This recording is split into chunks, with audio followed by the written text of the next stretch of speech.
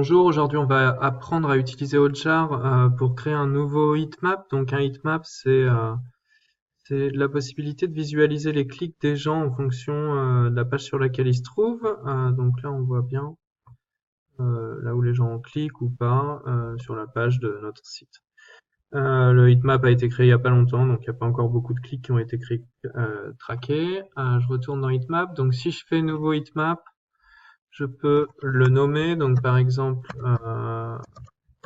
MND thème, ça, on met n'importe quoi, non, je vais plutôt dire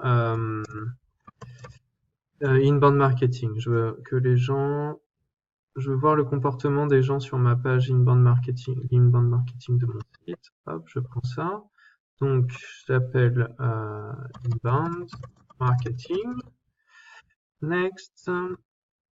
Je suis en gratuit, donc je suis à 1000 vues. Si vous êtes en business ou 14 jours gratuits, vous pouvez passer en 10 000 page views. C'est plus précis, plus accurate.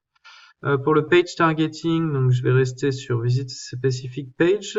Je veux que ce soit exact URL match sur mon URL que j'ai copié, inbound marketing que j'ai copié de cette page-là. Je fais advanced option. Vous voyez, on peut supprimer des éléments CSS avec des CSS sélecteurs de votre page. Par exemple, si vous voulez pas traquer les gens qui cliquent sur le bouton envoyer, vous pouvez dire, pardon, hop, où est-ce qu'il est mon bouton? Voilà, copy selector, je retourne dans Hotjar et je vais mettre mon sélecteur ici.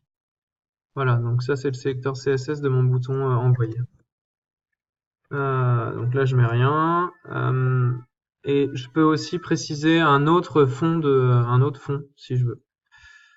Je fais create heatmap et au fur et à mesure du temps, et ben à partir du moment où les gens viendront visiter notre site, on aura accès à un heatmap. Voilà, c'est tout pour la mise en place d'un heatmap sur Hotjar.